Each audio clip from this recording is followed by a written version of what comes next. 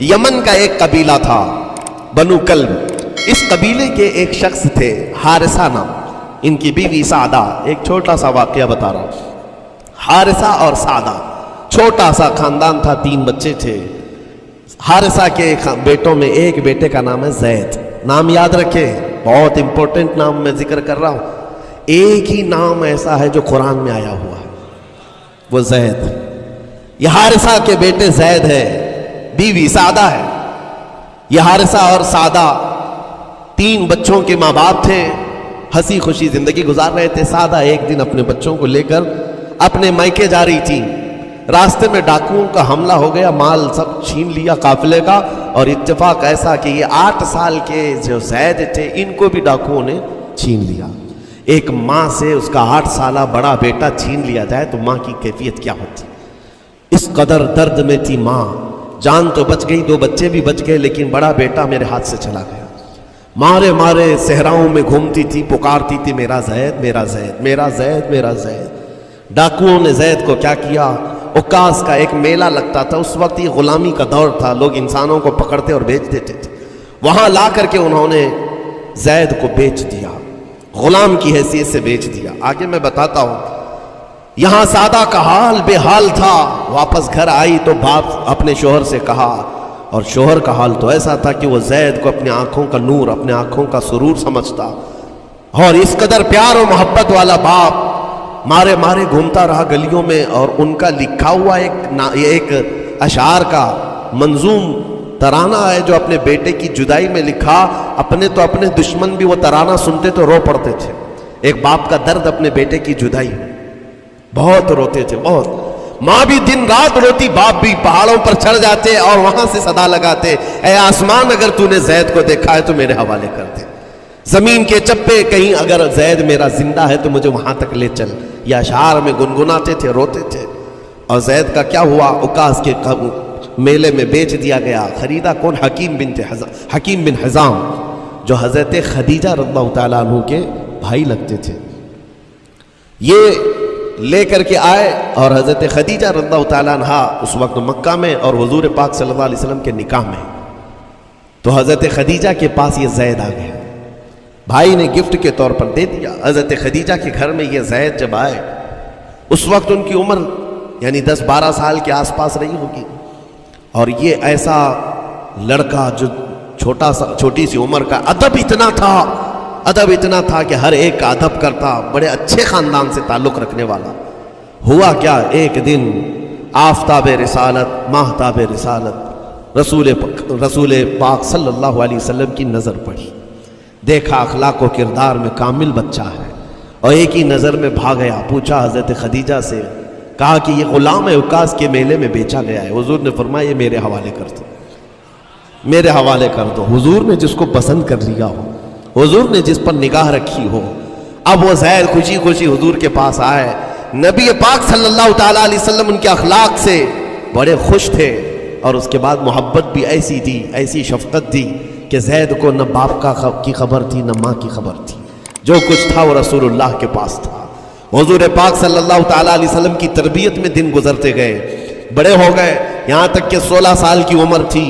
ایک دن حج کے موسم میں یمن کا بنو کلب خاندان آیا ہوا تھا، اور وہاں حج کے دوران وہ لوگ زید کے باپ حارثہ کے لکھے ہوئے اشعار پڑھ رہے تھے اور لوگوں کو رلا رہے تھے. ایک ہمارے قبیلے میں باپ ہے جو بچھڑے ہوئے بچے کی یاد میں روز روتا ہے، اس کے اشعار تو سنو. لوگ سن کر کے رو رہے تھے، یمن کا کوئی ایسا باپ ہے جو یوسف گمگشتہ کی خبر میں رویا کرتا ہے.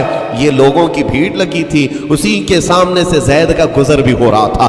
بنو کلب کے لوگوں نے زید کو دیکھا، پہچان لیا، یہی تو وہ بچہ ہے جس کی یاد میں اس کا باپ روتا ہے. اور اس کو بلایا اور کہا تیرا نام؟ کہا زید. باپ کا نام؟ حارثہ. کہا یہی تو ہے جس کے غم میں پورے اشعار پڑھے جا رہے ہیں یمن میں. زید سے کہا تجھے پتہ ہے تیرے باپ کا رو رو کر کے کیا حال ہو گیا؟ تیری ماں صحراؤں میں آواز دیتی ہے، پہاڑوں پر چڑھ جاتی ہے. ایک بچے کے لیے اس کے ماں باپ کی جدائی بتا دینا کتنی بڑی بات تھی. میرے عزیزوں، سالوں کی یہ گم گشتہ خبر پھر سے واپس مل گئی ہے. زید نے کیا کہا کہ اب میرے ماں باپ سے جا کر کہہ دیں کہ رونا دھونا بند کریں، اونٹوں کی طرح ادھر ادھر بھٹکنا بند کریں، انہیں میرا سلام پہنچائیں اور کہیں انہوں نے جہاں مجھے دیکھنا تھا اس سے بہتر جگہ میں ہوں. اس سے بہتر جگہ میں ہوں۔ یہ بنو کلب خاندان گیا یمن، جا کر کے باپ سے کہا، حارثہ سے اور سعدہ سے، خبر تمہارے لیے اچھی لائے، تمہارا گم ہوا بیٹا جو پچھلے 10-12 سالوں سے تمہیں نہیں مل رہا تھا، وہ حرم کعبہ کے پاس ہمیں نظر آیا ہے، غلام بنا کر لوگوں نے بیچا ہے اسے، لیکن وہ ایک ایسے حسین و جمیل کی غلامی میں ہے، ایک ایسے حسن والے کی غلامی میں ہے کہ زید وہاں سے ہٹنا نہیں چاہتا۔ باپ نے کہا میرے کلیجے سے پوچھو مجھ پر گزرتی کیا ہے، اس کی ماں سے پوچھو، ایک نظر دیکھ لے گا وہ واپس ہماری جھولی میں آ جائے گا۔ دوڑتے دوڑتے یمن سے گھنٹوں یعنی جو مہینوں کا سفر تھا دنوں میں طے کر کے پہنچے، مکہ آئے، جیسی آئے تو رسول پاک صلی اللہ علیہ وسلم کو ڈھونڈا، حضور پاک مل گئے تو دھاڑے مار مار کر باپ رونے لگا اور کہا کہ اے محمد صلی اللہ علیہ وسلم، ہم نے آپ کے متعلق سنا ہے یتیموں کے والی ہیں، آپ کا دل بہت بڑا ہے، مجھ باپ کے اوپر رحم کیجئے، برسوں سے اپنے بچے کے لیے ترس رہا ہے، میں اور میری بیوی تڑپتے ہیں صحراؤں میں آواز دیتے ہیں۔ حضور نے پوچھا ہوا کیا ہے تمہارے ساتھ؟ کہا ہمارا بیٹا گم ہو گیا تھا، برسوں ہو گئے تھے، لیکن سنا ہے وہ یہاں رہتا ہے۔ حضور نے پوچھا کیا نام ہے اس کا؟ کہا زید اس کا نام ہے، میرا نام حارثہ ہے۔ حضور پاک صلی اللہ علیہ وسلم کے محبوب زید کے بارے میں پوچھ لیا، حضور جس سے خود محبت کرتے ہو، حضور جس سے محبت کرتے ہو، باپ نے پوچھ لیا۔ حضور نے فرمایا کہ ٹھیک ہے، میں ایک باپ کے کلیجے سے اس کے بیٹے کو الگ نہیں کر سکتا، ماں سے اس کے بیٹے کو جدا نہیں کر سکتا، لیکن بات اتنی ہے کہ زید کو بلایا جائے، فیصلہ اس کے ہاتھ میں ہے، فیصلہ اس کے ہاتھ میں ہے، میں زید کو بلاتا ہوں۔ غلام تھے اس وقت، حضرت زید کو بلایا گیا اور اس وقت بھری جوانی والا زید ہے، جیسی ہی آئے پہلی نظر باپ کو دیکھا، ماں کو دیکھا، ماں باپ تو چیخ پڑے ہمارا زید مل گیا، ہمارا زید مل گیا، لیکن کمال کی بات میں دیکھتا ہوں ایسی دیوانگی پوری دنیا میں نہیں۔ زید نے دیکھا اپنے ماں اور باپ کو، لیکن اسی وقت اپنی آنکھیں جھکا لی اور حضور کی طرف کر لیا، کہا نہ ادھر پہلے حضور پاک صلی اللہ علیہ وسلم کی طرف۔ حضور نے دیکھا کہ زید ماں باپ کی طرف دیکھ نہیں رہے ہو، جو رو رو کر کے برا حال کر چکے ہو۔ حضور نے زید سے کہا پہچانتے ہو؟ کہا ہاں حضور یہ میرے باپ ہیں اور یہ میری ماں ہے، یہ میرے چچا ہے۔ حضور نے فرمایا پھر ملتے کیوں نہیں ہو؟ کہا سرکار اگر اجازت ہو تو ملوں گا، برسوں کا بچھڑا ہوا جوان ہے، آپ اجازت دو تو میں ملوں گا۔ نبی پاک صلی اللہ علیہ وسلم نے فرمایا جاؤ تمہیں اجازت ہے۔ جیسی گئے اس منظر کو جو بیان کیا گیا ہے میرے عزیزوں، ہم پڑھتے ہیں تو آنکھیں بھیگ جاتی ہیں۔ ماں لپٹ کر کے اپنے بچے کو ہر جگہ چوم رہی ہو، باپ سینے سے لگا کر کے دھاڑے مار کر رو رہا ہو، پہلے تو غش کھا کر گر گیا تھا، پھر افاقہ ہوا، یہ دردناک منظر تھا۔ اس کے بعد زید بن حارثہ کو کیوں نہ تکلیف ہو، غم کیوں نہ ہو، ماں باپ بچھڑے ہوئے اتنے سالوں کے بعد دیکھنے کو ملے، دل پر کیا بیت رہی ہوگی۔ میری ماں وہی جو مجھے خشکیوں میں پالا کرتی، تریوں میں پالا کرتی، میرا باپ وہی جو خون پسینے کی کمائی سے مجھے کھلایا تھا، آج آ گیا ہے۔ حضور پاک صلی اللہ علیہ وسلم نے کہا زید یہ جو جذباتی منظر ہے اس کو ختم کر کے اب اعلان کر دو کہ تمہاری ماں آئی ہے تمہیں یمن سے لینے کے لیے، تمہارا باپ آیا ہے، تمہارا چچا آیا ہے تمہیں یمن سے لینے کے لیے، میں نے فیصلہ تمہارے حوالے کر دیا ہے، میں اپنے غلامی سے تم کو آزاد کر دیتا ہوں، تم بغیر کوئی فدیہ لیے ہوئے، بغیر کوئی پیسہ لیے ہوئے، اس وقت اپنے غلام کو کوئی چھوڑتا نہیں تھا، لیکن تمہاری ماں کا درد دیکھا نہیں جا رہا، میں آزاد کر دوں گا بغیر کسی فدیہ کے، تو اپنی ماں اور اپنے باپ کے پاس جا سکتا ہے۔ اتنا حضور کا فرمان، آزاد کر دینا مکہ میں آسان نہیں تھا، بیٹے کو آزاد کیا حضور پاک صلی اللہ علیہ وسلم نے، تب جانتے ہو وہ کمال کا بیٹا ہے زید بن حارثہ۔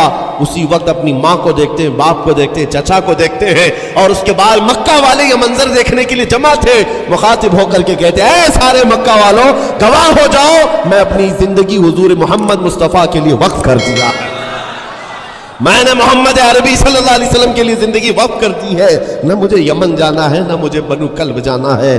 ماں اور باپ دیکھتے رہ گئے۔ باپ نے پوچھا زید آزاد کیا گیا ہے اور آزادی کی زندگی کو چھوڑ کر تو غلامی کی زندگی کو قبول کر رہا ہے؟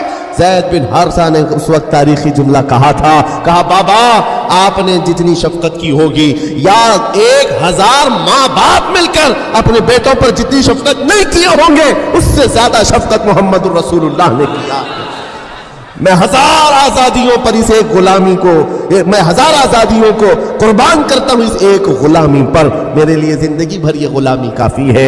اتنا کہا تھا میرے آقا صلی اللہ علیہ وسلم نے اپنے باہوں کو پھیلا دیا، سینے سے لگایا اور زید بن حارثہ کو لے کر خانہ کعبہ کے پاس آئے۔ میرے عزیزو، ان کا حال بھی ایسا ہے کہ اگر کوئی ٹوٹ کر چاہتا ہے تو یہ نہیں ہے کہ تو چاہ رہا ہے، بلکہ ان کا حال یہ ہے اتنا دیا سرکار نے مجھ کو جتنی میری اوقات نہیں، یہ تو ان کا کرم ہے، ورنہ مجھ میں تو ایسی بات نہیں۔ آتا ہے فقیروں پہ انہیں پیار کچھ ایسا، خود بھیک دے اور خود کہے منگتے کا بھلا ہو۔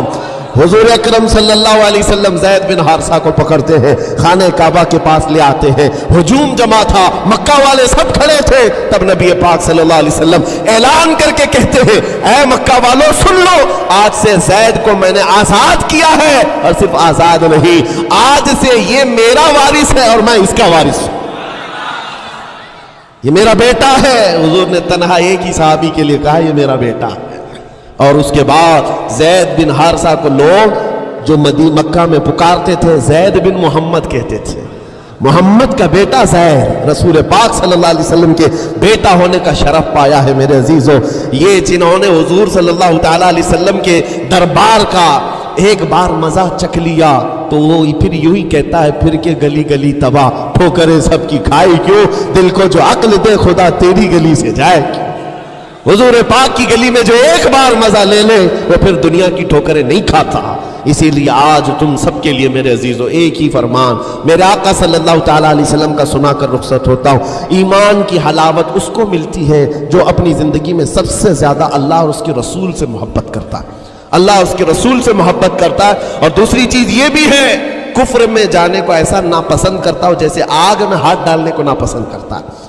کفار و مشرکین کے میلے آج لگ رہے ہوں گے، لیکن تمہارا امتحان ہوگا، 31 نائٹ آنے والی ہے، یہ آزمائش کی رات ہے، لوگوں کو دیکھا جائے گا کہ تم کون سی عیاشیوں میں جاؤ گے، تم اس رات کو کیا دنیا داروں کو دیکھ کر ان کے پیچھے بھاگ جاؤ گے۔ ایک بات یاد رکھو، شیروں کو جس کام کے لیے پیدا کیا گیا اسی کام پہ رہنا چاہیے، اور شیر اگر اپنا کام بھول جاتا ہے تو کتے اس کے اوپر لگ جاتے ہیں۔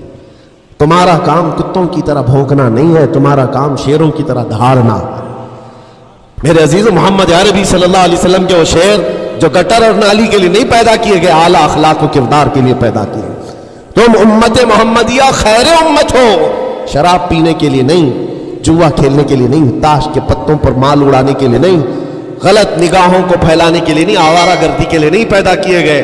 تمہاری نسبت رسول اللہ